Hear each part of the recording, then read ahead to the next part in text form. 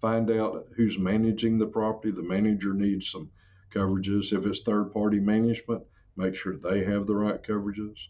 If some of the GPs will set up their own management company, which there's some value to that to them to do it. Make sure they know what they're doing. I've managed property before. I gave up that many years ago. First, I didn't have time to do it, and I can assure you I was not the best at doing it. Welcome to the Path to Passive podcast, where we talk about building wealth and empowering lifestyle through commercial real estate investing for tech professionals. I always wish that other tech professionals reaching financial freedom had documented their journey along the way, so I'm doing it for the rest of us. Join us as we explore stories, many failures, and lessons learned along the way. I hope you enjoy and subscribe. Hey, welcome to another episode. In this episode, I get a chance to sit down with someone who gives the importance of why you need to have the right insurance for your multifamily apartments, or really any commercial real estate. But today we're talking about insurance. We talk about details on why it's so important to have a good real estate agent that specializes in multifamily, and some of the different types of coverage, what the finances, really banks need for insurance, and some of the ins and outs, as well as gotchas on what can happen when getting insurance for multifamily apartments. Now, consider this, right? What happens if there's an electrical fire? What happens if there's a structural incident? What happens if there's slips or falls or anything like that at your multifamily apartment complex as an investor, an owner?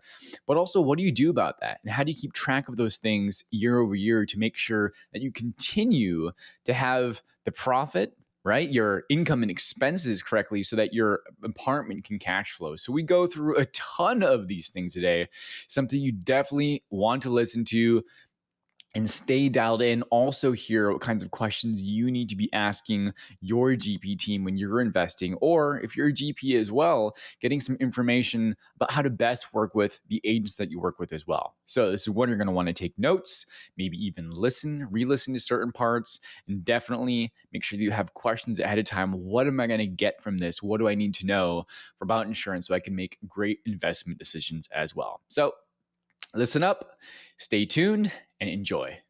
Mr. Jeff King, thank you so much for being here, being on the show. As we were just talking about, I remember meeting you at a conference in late 2022 before I had even launched the podcast. I'm like, I got to get that guy on the podcast. So, one of the many dreams come true to make sure, to have you on here. So I'm super stoked. I know you can provide a ton of value in your space of insurance, which we're going to get into. And, please introduce yourself and tell us a little about you, the company, whatever else you'd like to add.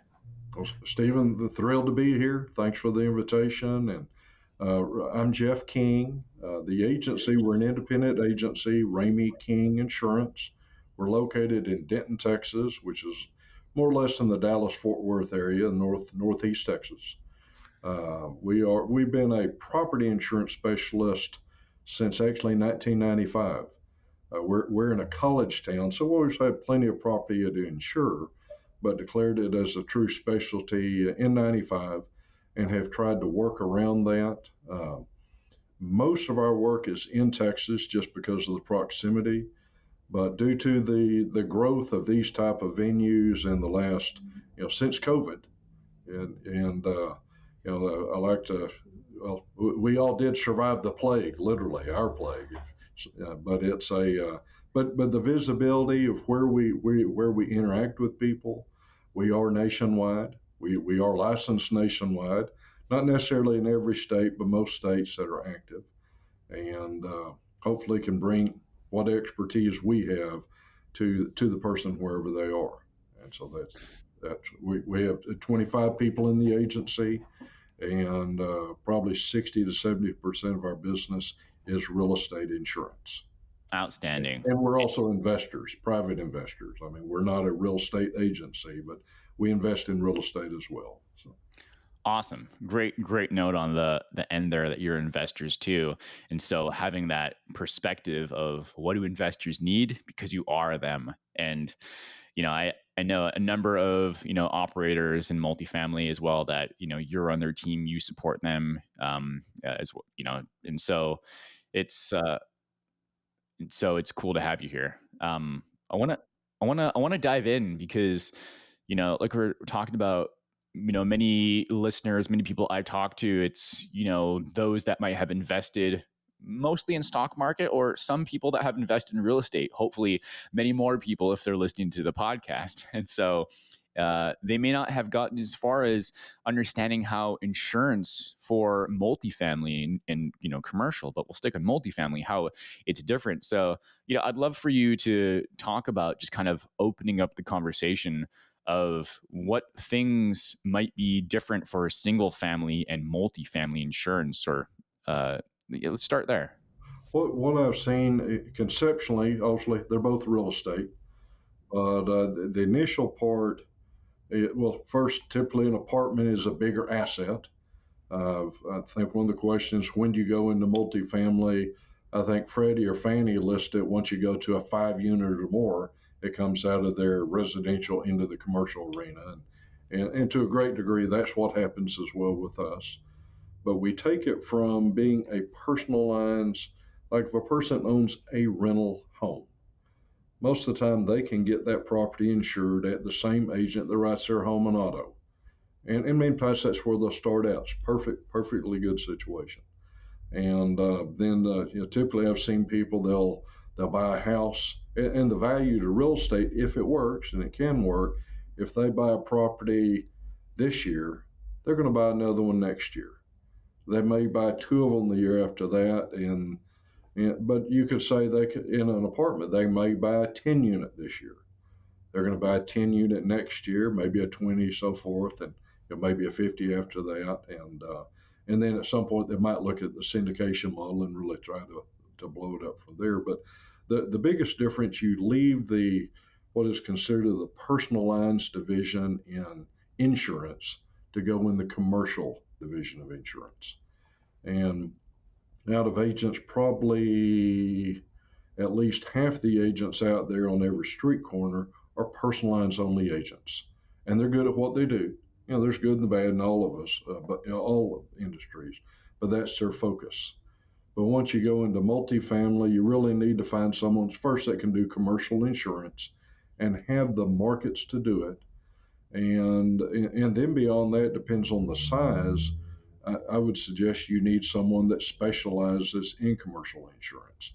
Doesn't have to happen. I don't have a hard line when that makes sense, but it's when you run into probably taking your loan past your local bank, maybe you're looking at a Freddie or a Fannie or working with a mortgage broker for a specialty loan, a syndicated loan, you're going to run into different requirements from the insurance or from the mortgage company.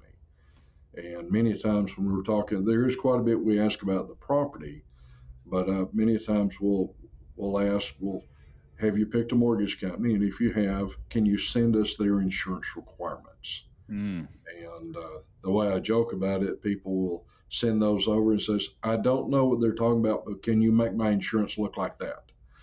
That's what we need. So we go through it. But the other part, you have more questions that come in, has to do with underwriting. And some of the big areas we run into in underwriting, also we need to know the address. There's a question of valuation, which comes up with usually the square footage, when a property was built, the type of construction. But some of the big differences you run into, not as much in a single family, but we're going to ask about the type of wiring in the building, which may not be obvious. Actually, it's not obvious at all unless someone tells you. I mean, if you run into aluminum wiring or pigtailed wiring, and most of the time the only way you can gather that if someone tells you about it, or you have the house or the property inspected and pull the outlet out and you see the pigtail or you see the type of wiring. The other part is the age of the roof. Roofs are probably one of our biggest claims. We're in Texas, so we're in a storm state. And many of the states along the coast are in storm states from hurricanes or hail or straight line winds. But the age of the roof, you'll want to ask the seller, usually through the broker, what's the age of the roof. Most Mm-hmm. roofs have, they can be sold, you'll hear 20 years, 30 years life roof. But in reality, most, particularly in our area, about every 10 or so years, every roof gets replaced. It just finally gives up the ghost due to hail or storm areas. Um, Got you. but once again, the type of wiring, at a certain, you want to ask about updates of wiring. Usually, like I have a property built in '83. My dad built several properties in the '80s. He was an investor as well. He was an insurance agent. But you would think, well, it's built in '85. There's no updates to the electric. And then someone reminds me that is almost 40 years ago. But when updates to wiring are done, either if it's built as aluminum wiring and pigtailed, roughly when that happens, or in the last few years we've had the stab lock breakers, the Federal Pacific breakers. I mean, they're still out there. I had a property that had those in there, and many times people take those out or replace them. And you just need to know when it happened, not exact date, but in 2014 we pulled those breakers and put new breakers in. But the air heating comes into question, not as much as electrical, plumbing a little bit, but as a person is buying a property, ask those questions. And you may have a listing broker, but if there's a listing broker listing the property, ask those questions. And of course, they'll have to turn around and ask their seller to get that. But particularly on the roof, and this is, say someone's buying $2 or $3 or $4 million apartment, Mm-hmm. and they don't know the age of the roof, and they buy the roof, and say it closes January, or not January 1st, but the first week of January, they buy the property, and they find out that the roof is shot. Saying later in January or in the spring, it rains and the roof is leaking, or they turn the insurance. They think they have hail damage, and they turn the claim into their insurance company. Roof claims are such a big claim that the carrier is looking, when did this happen? And it's ideal. Now, they may know we had a hail claim February 1st or whatever, but if they don't know, there can be a chance that the property they bought had a damaged roof. And once they bought the property, if the claim happened before they wrote the insurance, so that's fine, I'll go back to the seller. Once the seller sells the property and certainly cancels their insurance, that issue now belongs to the buyer. Got it. Yep. And that may be someone's first $250,000 mistake by not finding that out. But as you're buying a property, you might find out it's damaged, or before you buy it, have the seller turn the insurance claim in on their insurance and try to get the claim in and get a new roof or get paid for it. So that's why you need to know those updates. But a roof is a good example for that. Tons of nuggets into that one right out the gate, Jeff. I mean, that answers a couple questions I had down the line. I love it though.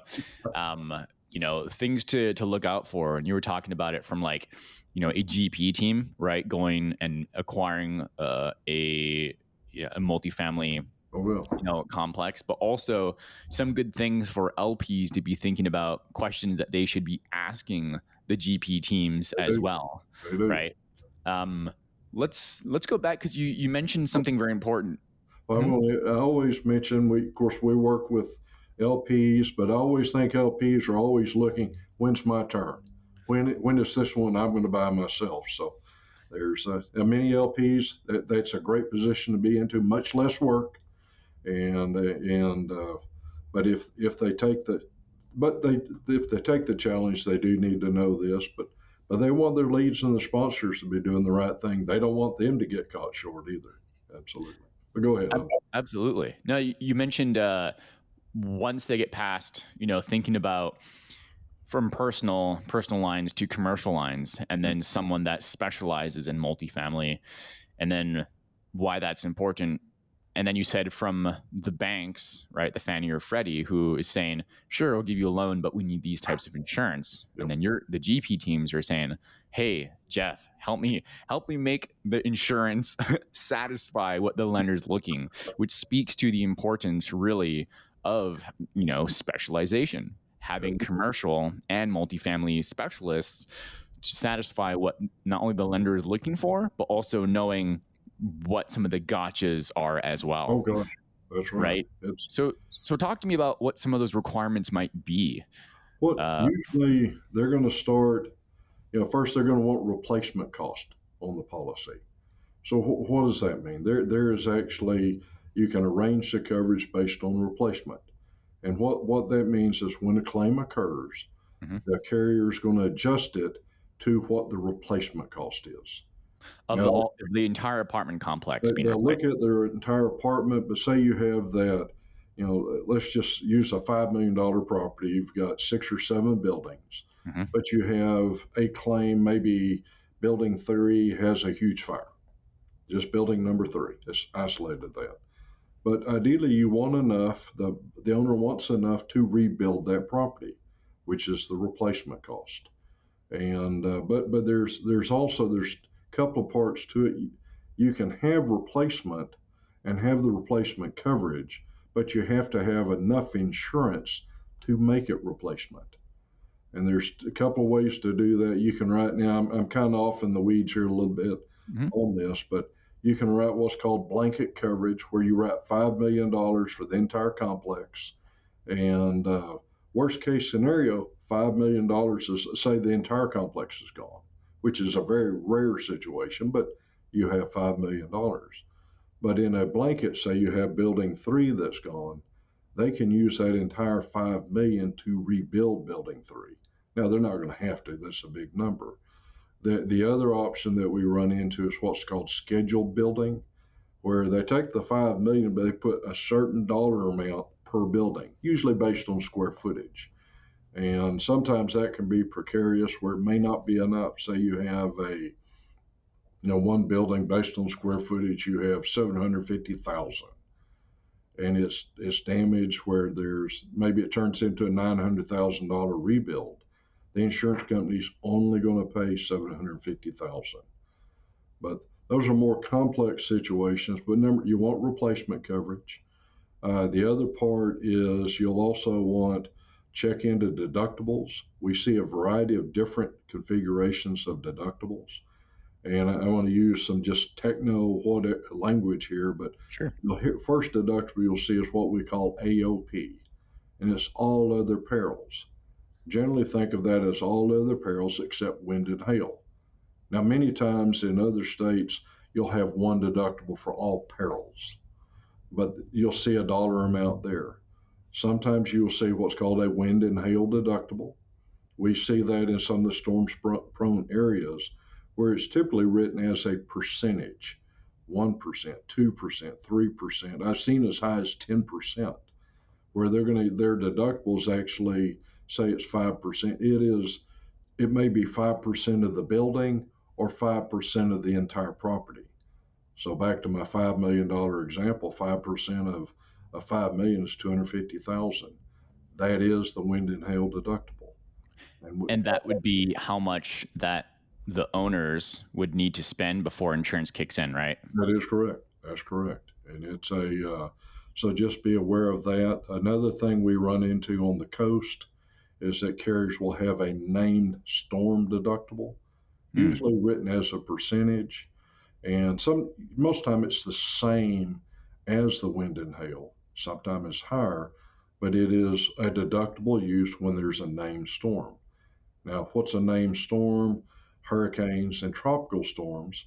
But actually, a few years ago, what's Sonoma get Erie? Was that the name of that event? Because they called that a named storm and triggered that deductible on a lot of policies. Now, hopefully that's never going to happen in our lifetime again. That was a most unusual situation. But named storm deductibles, that's what it means. And if you're buying in a storm-prone area, you'll run into that. Typically along the coast, And of course, some properties in the Midwest, they get a little storm activity, and we're here in Texas. Oklahoma is not a coastal area, but they get quite a bit of storm activity. Mm-hmm. Uh, That but makes sense. there are other parts of the U.S. I can think of Arizona. They still have fires, but they don't have the storm load, so you may not run into that. But know your deductible. Got it. So the banks would be requesting those types of I don't know, what do you call it, general insurance, and then the named type of things. They'll typically have the want replacement. I got lost in my deductibles. Usually they'll have a deductible request, a maximum they'll take. They'll want loss of rents or business interruption, which is a component of what the annual rents typically in real estate would be. They used to write it as loss of rents. I lost 6 months, $10,000 a month. Give me my $60,000 check. Now they write it as business interruption. A little bit different terms. It can pay a little bit different. The other part we run into on that, they're typically asking about general liability coverage with certain limits of liability, and the banks will typically name some dollar amount, and there's typically two components of it. First, they'll ask for general liability, usually written at $1 million, kind of a magic number, but they may also ask for what's called an umbrella policy. And in insurance, an umbrella is typically a higher limits of general liability policy. And like Freddie and Fannie both require a $2 million umbrella. So you end up with $3 million of coverage. A comment just on this, no one can say what the right limit of liability could be. I mean, most claims that we run into are fairly slip and falls, goofy things that happen that they may settle for 2,000 or 20,000 or 200,000, which are get a pretty good chunk of change, but it's still not into the umbrella layer. But what we do run into, the umbrellas, occasionally there are death claims in this business. They can be from pool related, carbon monoxide related, fire related, and unfortunately, sometimes they're assault, battery, or shooting related. And those are the ones that we've seen that push the umbrella.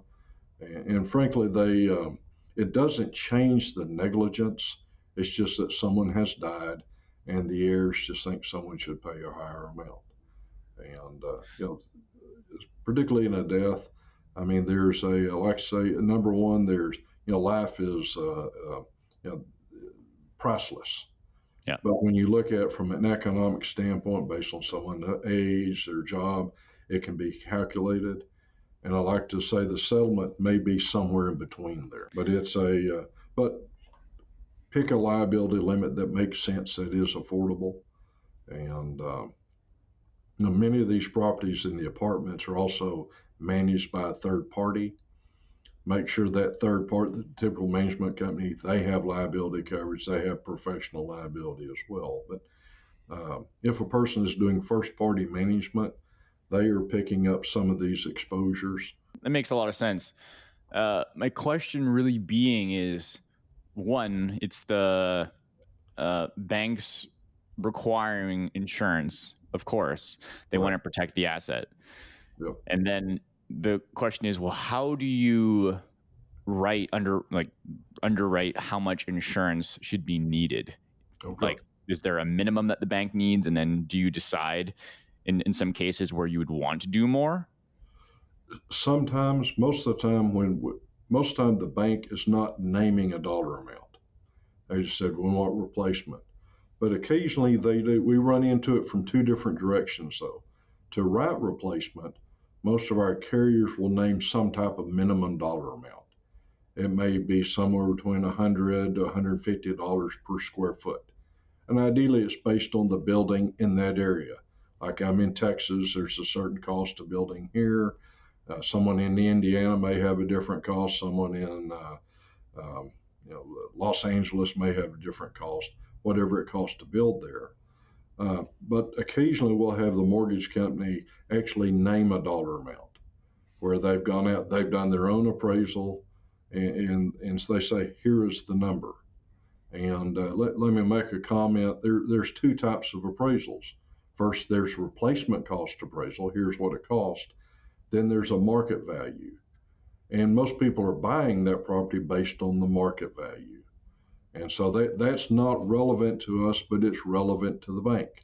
And let me just create an exaggerated example. Say someone is buying a $10 million property. It's in LA. It's beautiful. It's wonderful. But the replacement cost to build that property is $5 million. They're building a $5 million property on a $5 million lot and have a $10 million.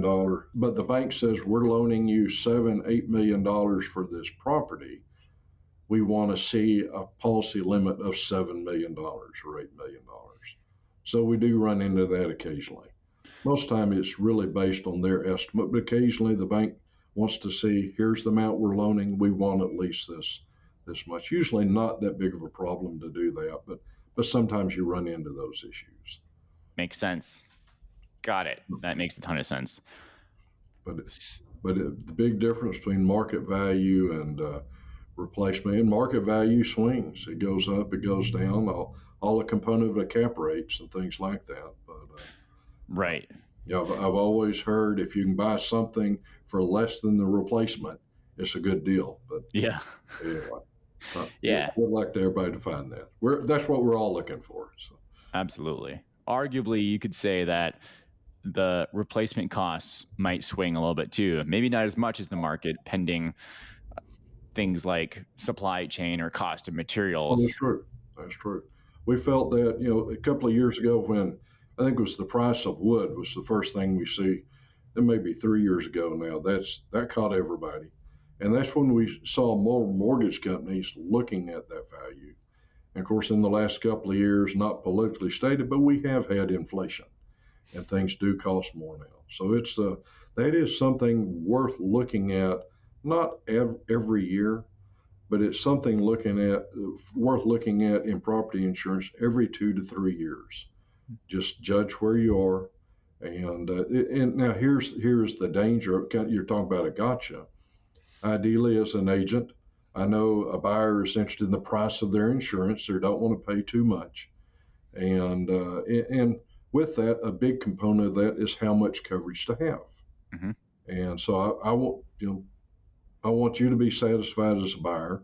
We have to have the right coverage. But those components put together may keep us from adjusting the insurance as it needs to be insured. And I saw a property, a claim was not one of our claims several years ago, that I know a gentleman bought a property, frankly, all the way back in the S&L crisis, and he bought it extremely well. He never raised the coverage on the insurance because as the value went up, the replacement value, he would say, well, I bought it for this. Why should I change that? It cost me more money. My insurance rates or my insurance premium would go up. He did finally have a serious fire, very serious fire, that the property, it burned to the ground, which is, you don't see properties burned to the ground.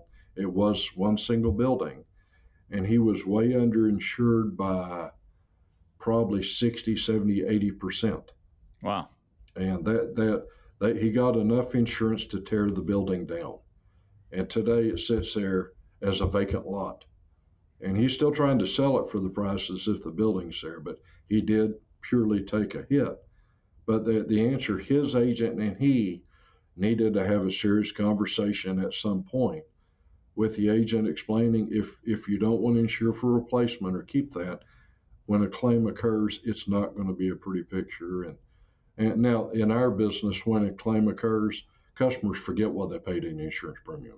Doesn't matter. They want the property built back, and as I would have too. But it becomes irrelevant once a claim occurs, especially a serious claim. Got it.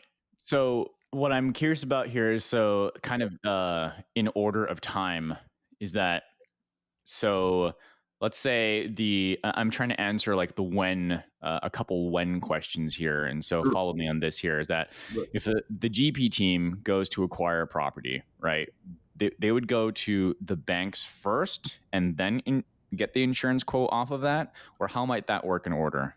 What do people ask me? I think the question, how long does it take? When do we start? Usually I will see a property. We do indications for people. So when people are just looking at the offering, Mm-hmm. we can give them an idea of price. And of course, out of the 10 they look at, half won't pencil out, they won't make an offer, and 3 or 4 of those make an offer, and hopefully at least one to contract.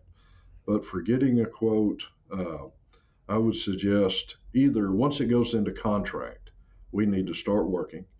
But if you have what looks like going to be an accepted LOI, all the parties have agreed, just haven't got it formally in contract yet. Mm-hmm. But the bank probably gets called in about that time as well. They probably have an idea of what bank or mortgage company you're going to use, or mortgage brokers being engaged. They're seeking that.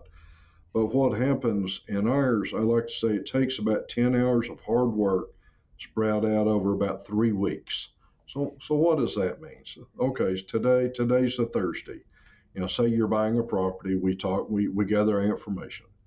And maybe tomorrow or Monday, I'll have the applications put together and we'll approach 3 or 4 carriers we think will be likely candidates to write the insurance.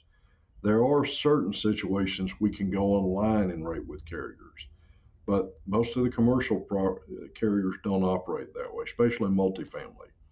So we send those applications out on Monday and by email. I mean, it's all electronic. And then we call it at the end of the week, Mr. Underwriter, Miss Underwriter, have you seen my application on Smith Street Apartments? And I like to do this. You hear the mouse going across the mouse pads. Yeah, I saw that. I've got that. Let me look at it. I'll have a question. They haven't looked at it. It's not that they're neglecting it. It's just picture, it's all virtual now, but picture that stack in their inbox, which is now in their emails. So, but they come back, they have some questions, need a copy of this, copy of that. So we get back with the buyer, takes a few days to get those. We send it back to the underwriters, and it's 3 or 4 underwriters. Mm-hmm.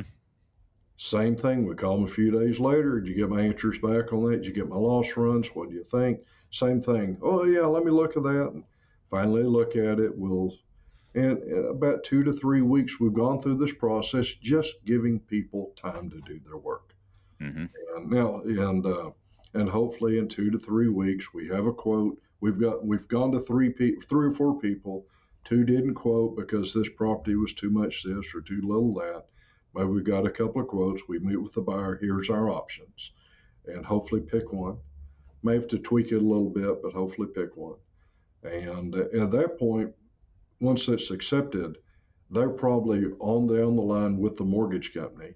We create specimen certificates and EPIs, send it to the mortgage company for everybody to review, make sure the coverage fits, make sure we spelled everything right. And usually there's some clerical changes to that. But once it's accepted, then we're waiting on the closing. But let me back that up though. Usually about 2 weeks into that process, the buyer needs some kind of number to put on their mortgage application. And at that point, it's usually an indication. So we do that, and that's they're just look for some number that the mortgage company needs to do their due diligence and do their numbers, see if it qualifies. So, got it. But it's just getting people to do the work, and same deal. Just dealing with the mortgage company, they've got people they're talking to, and it just. I know when someone calls me and they're, Jeff, I'm buying a property. When's it closing? It's going to close in 30 days. I know that means 60 days. And just with everything, because insurance is just one. They've got inspections. They've got appraisals. Sometimes 60 days means we're going to close it on the 59th day. Right. Bringing all the parties in on that. And so it's a lot of moving parts to it. Absolutely. And so you'll be working with the team already at the very, very start to have given them some kind of idea of what some cost is based on previous, properties in that area or something like that. So they can start to, like you're talking about, penciling in, does the numbers make sense on how the ownership team, the GP team, can figure out numbers for potential income and potential expense, including that insurance, right? Yeah, we do. And then about the 2-ish, 3 weeks later, you'll have a a better idea of what the insurance quotes might be. We actually start getting the formal quotes in from the carriers. Cool. Got it. And then, so roughly about 3-ish weeks is when there would be it can be longer if there's issues with the property, but that's a good rough idea. Very cool. Okay, so that would be on the initial quotes. When does that have to like lock in? Is there for the quotes that are provided by carriers? I'm trying to get a sense of how long are those quotes valid for the ownership team to pick? Usually an underwriter will quote on a 30-day window. Okay. And, say they quote, we're 30 days from closing. So, and we'll see it on our proposal or our quote we get. It says good for 30 days or expires generally 30 days from the quote. Most of the time they'll continue because these closings sometimes take time. Right. It's not closing on the 60th day. We need more time. The bank needed this. Couldn't get someone to sign up for the title. Mm-hmm. Can we get extended time? Usually they'll issue another 30 days. Usually they'll work in a 30-day window. There is the time they don't. If there's something, say they have a formal rate change coming, and like this, here we are mid-November, and if a carrier was changing their rates January 1, mm-hmm. sometimes that has to change. But occasionally I have these properties where the closing was 6 months later, just for a variety of mishaps that happen. Right. So we may have a different picture at that point, just as carriers change. And so that's that doesn't happen that often, but it can happen. So. Got it. Cool. And then, so it's the direction of insurance to be giving information to the banks for them to do their calculations, right?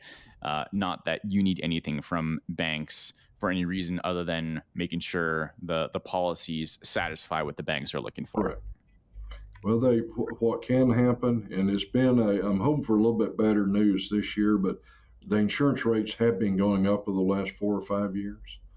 And what I have seen, and I truly believe this, someone's looking at a property, and they've got it in contract, and they see what it cost to insure last year. And there's no guarantee that this year that premium is going to be the same. And so we put together a quote and say I'm just going to plug some numbers here. We had the last year the premium was $30,000. And this year the best option we got is $45,000. That's a pretty good increase, but just for the example. When that's applied, the mortgage company's looking at it, it's going to affect their proceeds to the loan and things like that. Those are some of the issues that can come up. And I've seen people have to have a bigger a cash raise in that or dig a little deeper in their pocket for the closing. And those are unfortunate, but it's better to have a good idea. Don't just assume last year's premium is going to be the same. Now, sometimes we can be lower. We have a better option or something like that. But do your own due diligence. The same with taxes. I mean, what the seller's paying with taxes most likely will not be what the buyer's going to end up paying with taxes. Mm-hmm. I know in Texas, we don't have to declare what the property sold for. But in other states, that taxing entity, if you had a property that was valued at $2 million and it sold at $4 million, my understanding, the taxing entities find that information out, and now your appraisal is based on $4 million, and your property taxes are doubling. Right. Now, there's nothing entirely wrong with that, but it's painful sometimes. So. You make a really good point, Jeff, and I've been curious about this. Why, if we're getting a quote on year 0, right before we close on the property, why would there be increases on year 2 or 3 as an example? Someone's listing is like, well, why would it increase? What we typically see, insurance companies typically raise their rates. This is unfortunate in our business, 5 to 10% a year. Now, their theory behind it is they're keeping up with inflation. So they bought a property for $1 million. Well, it needs to be raised a million, 1.1 this year. Keep sure. Inflation doesn't always happen. We do shop around to try and negate that, but we do see changes like that happening. But things that can affect the premium down the line if a property has claims activity. Most companies will react to that by raising a premium. Sometimes a carrier changes where they've gone in with a certain rate and they want to be very competitive on this property in this area, but their appetite changes. So you might have that 30,000 becomes 45,000. Now the answer, ask your agent, let's go get some other options, see if we can improve this.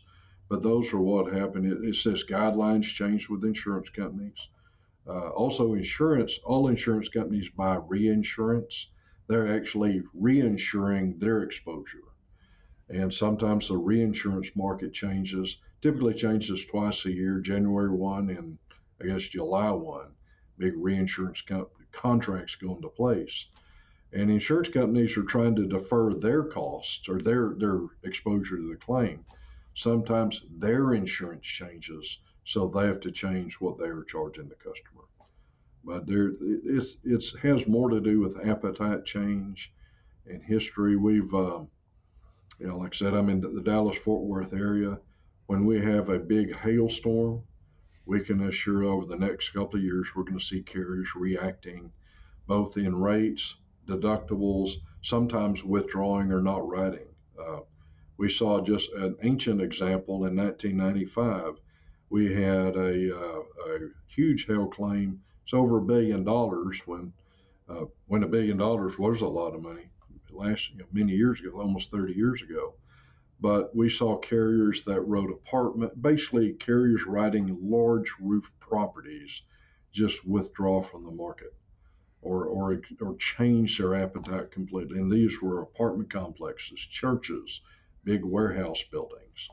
And actually saw it in rental property, single family, where carriers changed their appetite. We saw them go to percentage deductibles instead of what had been a fairly nominal deductible, $250, $500. So even with multifamily, the carrier that you get when you close, you could change on subsequent years, on following years.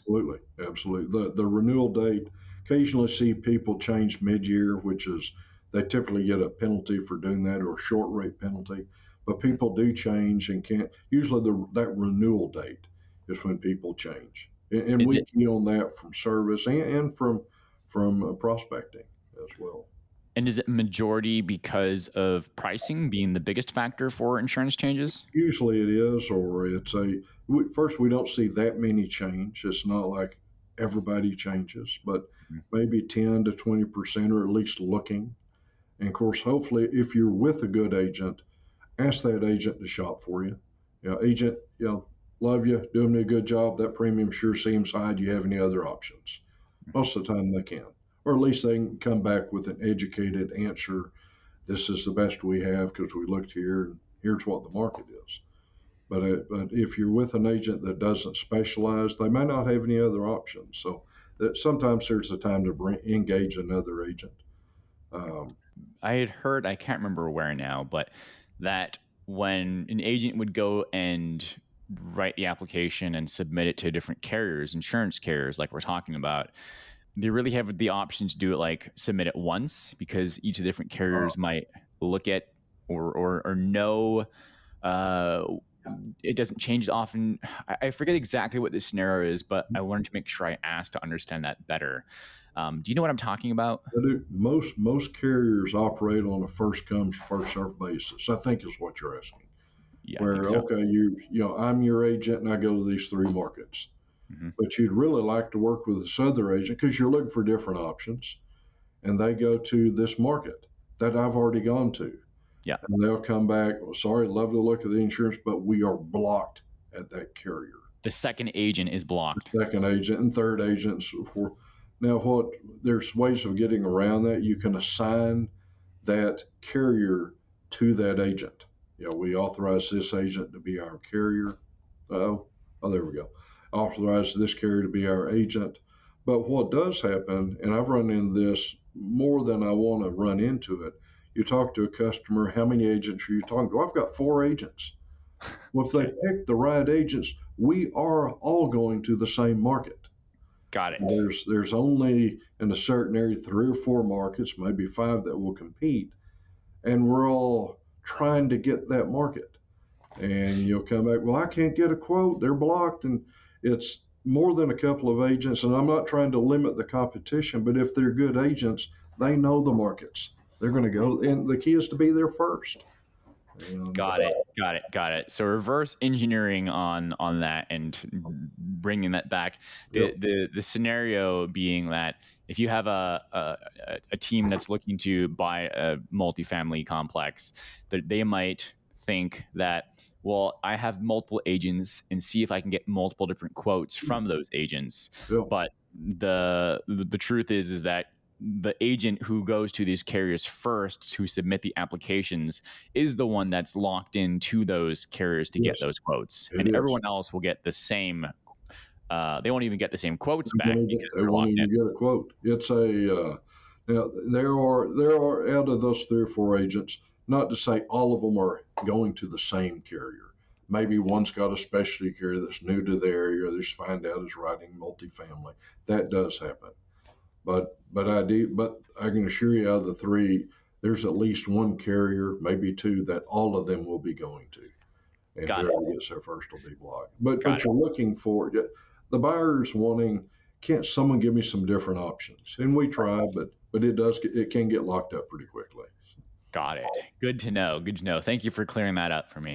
But It's kind of just kind of knowing the back end dynamics between owners and brokers and how or agents and how that works with the carriers as well. I have had the situation a number of times where it's a property being sold. We go to the carrier that writes it, not the agent, but the carrier. And they say, we're blocked. No, you're blocked for the seller, but you're not blocked for my buyer.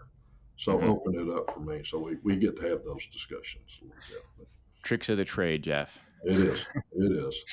So what are some of the I mean, if there is such a thing, more common types of claims and things that will be seen in multifamily? We see fires, small fires and big fires, electrical, tenant related cooking fires. We do see weather claims. We see hail in our area, straight line winds, hurricanes. Usually the hurricanes, we don't have that much coastal, but the hurricanes are the granddaddy of the claims we see. You do have some boiler claims, leaking roof claims. Going into general liability, we do see the slip and falls. We see people falling on stairs or stairs breaking under somebody. We do see dog claims. The interesting thing with dogs, say a tenant bites another tenant and they're injured. They will, well, that's not the owner's dog. That's not the property owner's dog. But they'll come back to the property owner and say, well, you let a dog in, you should have controlled this, and so you should have some negligence involved. Yeah. We occasionally do see a shooting related claim, and these are unfortunate. We see a lot of our carriers measuring property based on crime scores. Mm-hmm. And the crime scores are fascinating to me. We don't actually see them, but we can all think of a property that, oh yeah, that makes sense. I know where that property is located. That makes perfect sense. But sometimes it's not the property. It's, that could be a property at any of our homes or an apartment across the street, has to do with the crime that happens in that neighborhood or at that shopping center. So that comes into play. Assault situations, we do see some good ugly ones every now and then, some stupid ones, but things happen. And cars, we do, for some reason, people like to park their cars inside the apartment occasionally. So we do see that happen. The good thing about that, my advice when that happens, try to get the personal insurance of the driver if they've got it to pay that claim first. Half the time we can, the other half they don't have insurance and we end up turning it in. But so those are the most, kitchen fires, candle fires. Most of them are just things happen. So Got it. Makes a ton of sense. So some of the categories and patterns I'm seeing is it might be something structure related, like you talked about stairs, oh yeah, falls, all that kind of stuff, probably a railing, slick thing railings. or whatever.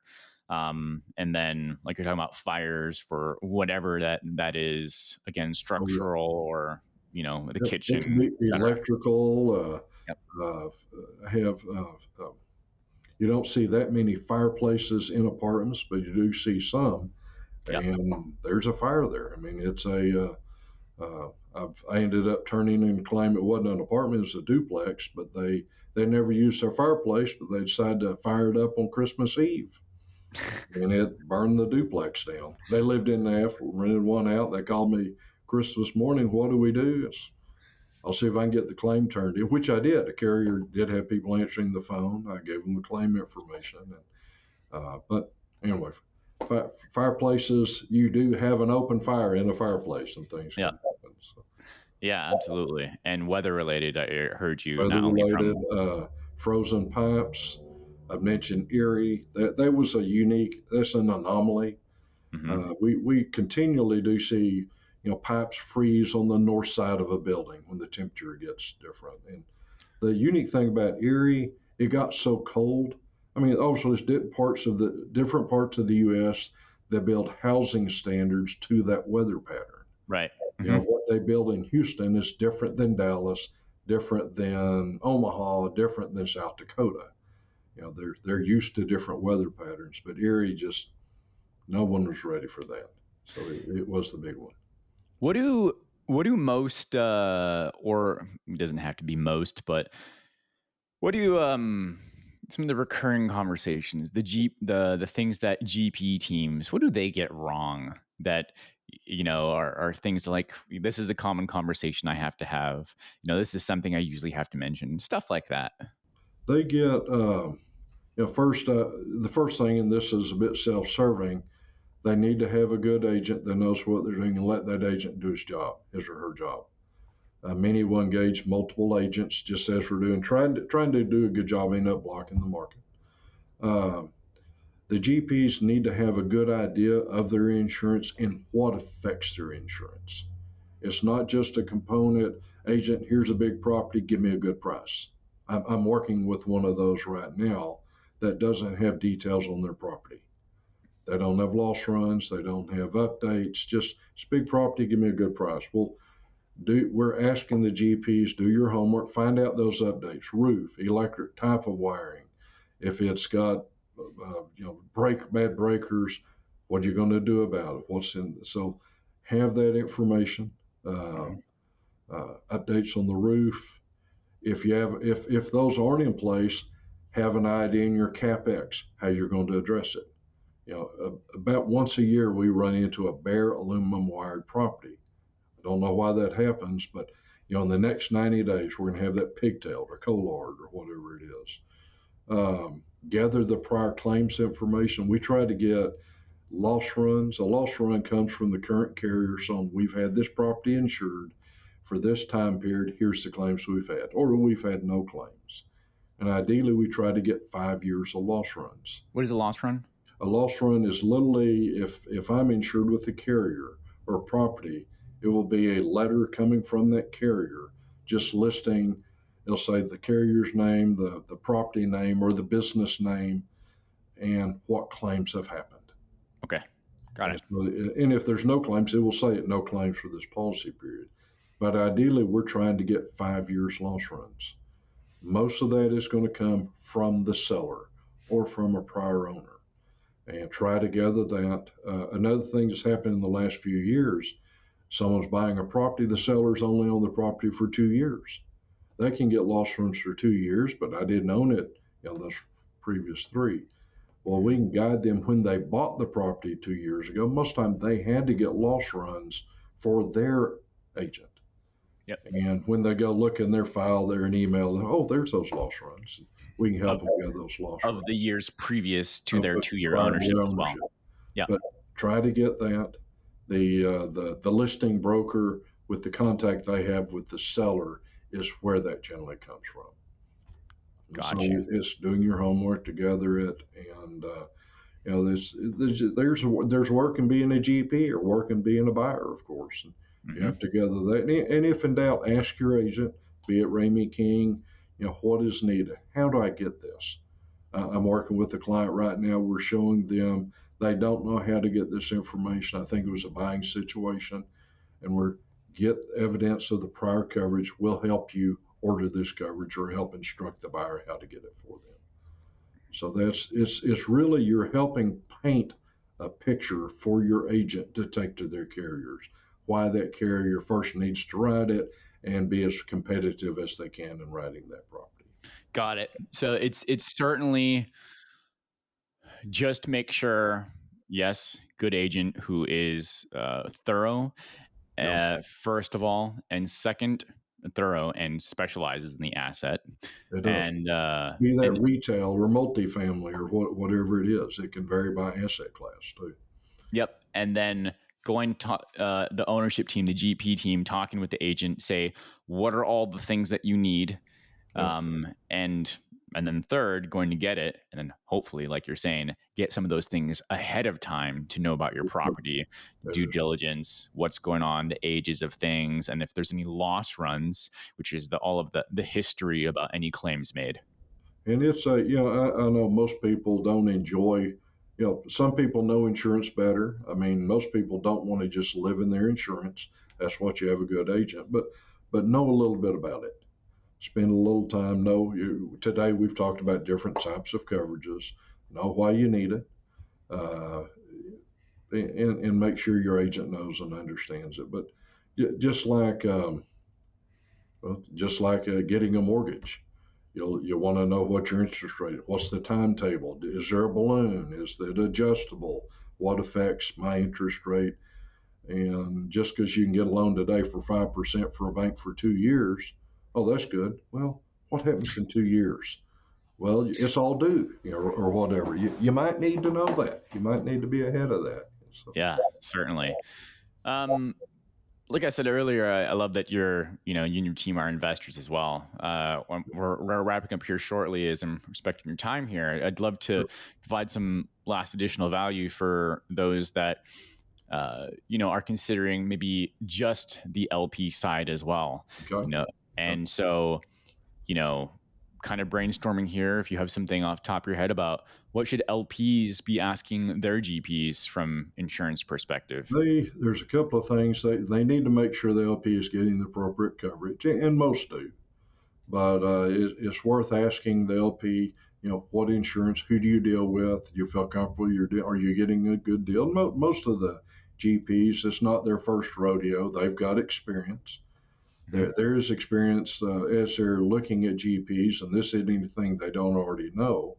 Find someone that knows what they're doing. But you got to start somewhere. Someone starts my first round. Maybe we can do this together, and you learn it. But get the track history of the GP, how many deals they've got, where they are on their deals, have they gone full cycle on their deals, how'd it go, and frankly, if they've been in it long enough, some went better than others. They bought a property, that wasn't quite what I thought I was getting, or it didn't quite perform, but we got everybody's money back, or we made this, didn't make what we think. But just make sure they're buying the right coverage. There can be coverage they need as a business owner they'll have. Find out who's managing the property. The manager needs some coverages. If it's third-party management, make sure they have the right coverages. If some of the GPs will set up their own management company, which there's some value to that to them to do it, make sure they know what they're doing. I've managed property before. I gave up that many years ago. First, I didn't have time to do it, and I can assure you I was not the best at doing it. So I use third-party management now. I have a feel for it, but trust me, a professional's going to do a better job than I did. So, although we saved 5 or 10% by doing it, but our property probably suffered by doing that. So, for sure. Those are some things, and we're glad to visit with anybody. Occasionally, I do get a chance, almost like this, to sit down with the GP to go over. Hopefully, we talk to them, but they need some guidance. They want to know why they're getting it. Most business owners I've dealt with give me the facts. I'll decide what I want out of it, but at least I know. And Right. it's better than that, just versus the when a claim occurs that's not adjusted right, or the deductible's higher, or the coverage is not there. I don't want to hear that any more than they want to hear it. I know the owner doesn't want to hear that. Well, I'm sorry, that's not covered. But or you could have bought that coverage, but you didn't bring it up. I'd rather have that discussion much earlier in the equation versus afterwards. So. Got you. I just remembered a question I need to Sure. ask, which is, you're going back to that scenario where the person, I don't know if it was the story where someone had bought a building and it was, way below replacement cost, Okay. it was, Yeah. and so, one of the agents had mentioned to him likely that, that he should get new insurance I because he just bought. have to assume that discussion happened. I hope it did. But Right. And so what I'm wondering is there no requirement for that owner to get new insurance to cover replacement costs? Like, wouldn't the bank demand that? How does that happen? usually a bank requires it. Yeah. That's what the bank asks for replacement costs. So we have that discussion. But where it happens or where it leaves off is usually after a property is paid for. And surprisingly, there are properties out there that someone goes full cycle or pays cash and they amortize it, and finally they don't owe anything. And I've seen this two times. This is in personal lines where a person says, I don't owe anything. I'm just going to cancel my property coverage. I'm going to save X $1,000 a year. Wow. And I can appreciate them paying off a loan. That's wonderful to own a property free and clear. But that's where it happens, where they don't have anybody asking, and I think that's what happened in this case. Got it. But my answer, say someone has $1 million property, and I like to say every month they make a payment, it's a little more theirs. They amortize it, but Right. finally they pay it off. It may be 10 years, 15, maybe 30 years, and they go bare, and a claim occurs that takes that property, and they've saved several thousand a year. That all of a sudden they're back at the beginning. Or they're going to have to, or say it's even damaged by half, most likely they're going to end up with a loan and have to put the property back in place, Mm-hmm. or just flat take a loss. And now, if a person does that, still buy a replacement, get a high deductible, get all the credit you can, recognizing you do have equity in the property. And but just it's rare to go bare. I just don't see it that often, but I do see it. But I think that's where it comes up, or someone just doesn't have the discussion. Somehow the bank misses it, or someone buys a property 10 years ago for $1 million and no one ever looks at it again, and all of a sudden 10 years later it's $3 million. And that also can happen, where no one ever looks at it and they don't consider it, and they're trying to keep the premium low, and you want to say we need to have a valuation discussion, not Yeah. necessarily every year, but every couple of years. It's worth having that discussion. I think that's the power of great asset management as well, It is. right? It is. Of making sure that you're connected with the agents too, and maybe the agent will be asking about on a yearly, how's it going, but still the owner's job to make sure that they're plugged in on what's happening. It is. It's a discussion that. Well, I do run in this. Ideally, an agent should be talking to their customer every year. It's tough to do it, to have that discussion, and most of the owners are sitting there. I don't want to have that discussion. I'm going to walk away with a higher price for insurance. He's going to sell me something I don't want. Right. I really Right. don't want it. And to be honest, that may happen, but you'd much rather know about why you made that business decision not to buy that today. You at least want the option. 100%. So that's 100%. now, if you're doing it right, you'll be satisfied whatever you bought or didn't bought, but at least you'll know. Now, Yeah. we are not good at that as much as we'd like to. We love to have this kind of conversation at least once a year, and we all get busy. And you'll look up and realize I haven't talked to him in a year and a half.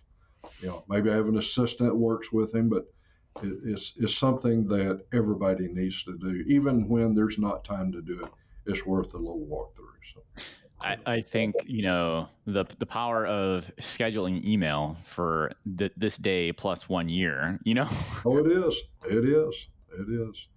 Well, I appreciate. I've realized I've got to make a run to keep my wife happy with that. Yes, I called her a while ago, but Awesome. Well, Jeff, thank you so much for being here. Ton of value. Last thing before you go is, how do you want people to connect with you or the team? What's the best call way our for that? call our team. Phone numbers 940-382-9691. Our website is rameyking.com. We have an application on there for multifamily that can get us started, and Ramey King, RameyKing.com. Like I said, we operate nationwide. We're glad to help at any stage of the game, be it just starting out looking at that first house or first apartment, or if you've got 20 apartments and just looking for a different option, we can have that conversation as well. So, Outstanding. Thank you, sir. Appreciate you. Take care. I'll see you next time. all right. Have a good evening. Thanks, Stephen. Cheers. Thanks for joining us on another episode of Path to Passive. We love connecting with our listeners and those on the path to architecting their wealth and improving their lives. Feel free to let us know what topics you'd like to see in future episodes. Get in touch with us through email or Instagram. See you next week for a new episode.